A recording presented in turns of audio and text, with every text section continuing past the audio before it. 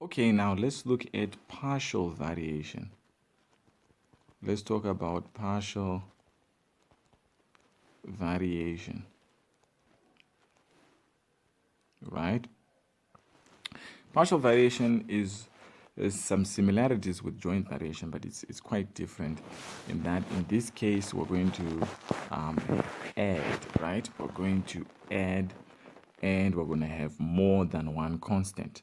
So in partial variation, it's two distinctive features are you're adding, not multiplying the different variables, and you're going to have two constants in the process. So let's just look at an everyday example of partial variation, right? Let's say E represents your electricity bill. Okay, the monthly bill. Now, let's say you're told that the bill depends on two things. The first part of the bill has two parts, right? Is a fixed monthly fee. So there's a fixed fee. So whether you use electricity or you don't use electricity, there is a fixed fee, right? Charged. So that's a constant there, right? Since it's fixed, it doesn't move, it's a constant. Then the second part depends on your consumption. In other words, the number of units used, right? Number of units used or consumed. And then we're going to call that, let's call this N, and then let's call that F there. So what do we realize here, right? So your electricity bill, we can say this, we can say your electricity bill, right, varies,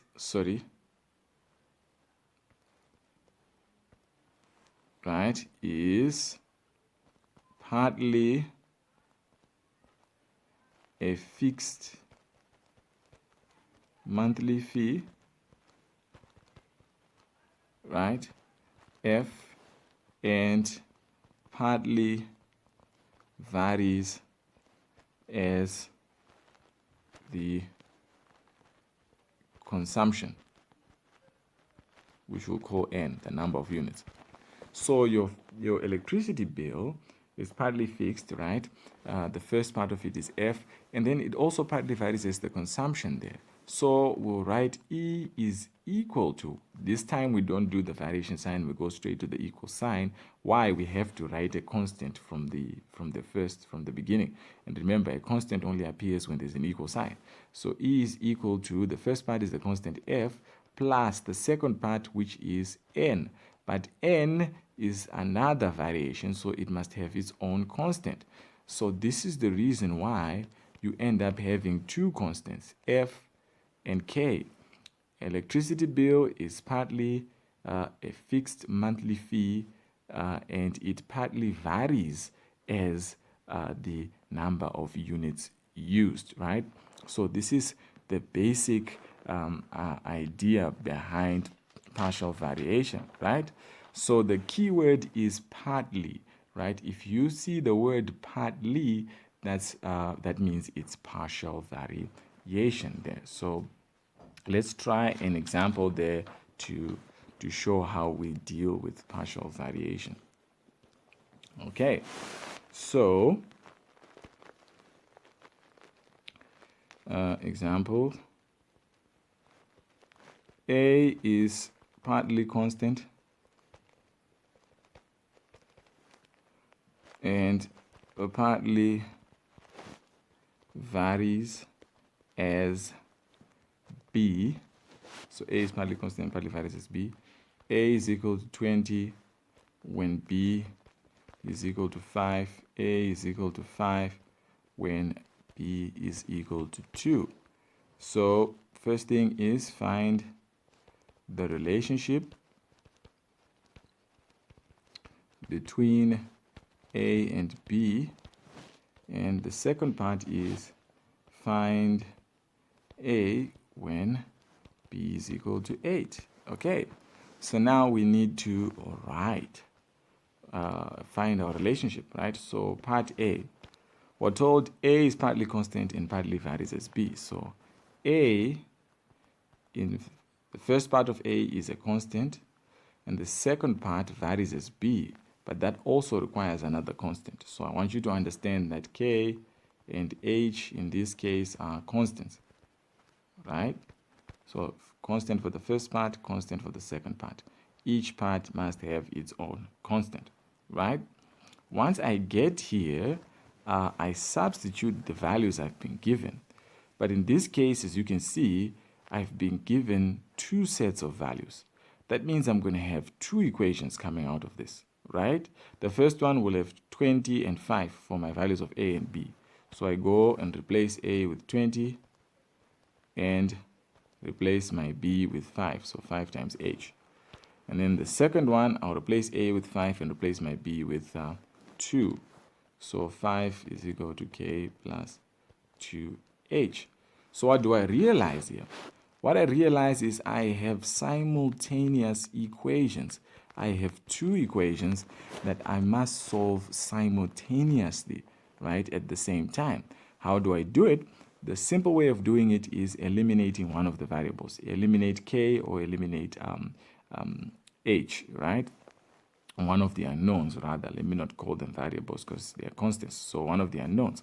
So a simple way, we have K and K having similar coefficients, so we can subtract the second equation from the first one. 20 minus 5, you get 15. K minus K is 0, so K is eliminated. 5 minus 2 gives you 3H. Then to find my value of H, I can divide both sides by 3 and get H is equal to 5. So I found the value of H. Now I need to find the value of K. Now I can substitute for H in any of the equations. So let's substitute for H in equation 1, right? So equation 1 is 20 is equal to K plus 5H. We can sub for H, putting a 5. So 20 is equal to K plus 5 times 5. 20 is equal to K plus 5 times 5 is 25. I take this 25 to the other side, becomes a negative 25 is equal to K. 20 minus 25, that gives you a minus 5 is equal to K. So I have now found my value of H, which is 5, and my value of K, which is minus 5. Now I come back here, and substitute my values. So I know A is equal to K plus HB. I know my K is minus 5 and my H is 5. Therefore, right, A is equal to minus 5 plus 5B. So this here is my relationship. So that's how you find your relationship. Now I need to proceed further to the second part, which is part B, right? So I quote my relationship. A is equal to minus 5 plus 5 H, right?